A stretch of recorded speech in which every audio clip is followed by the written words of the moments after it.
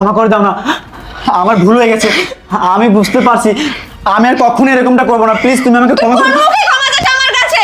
ক্ষমা চাওয়ার মতো মুখ রেখেছিস তুই? আরে মেয়ে, তোমাকে বলছি, তুমি জানতে না যে ও বিবাহিত?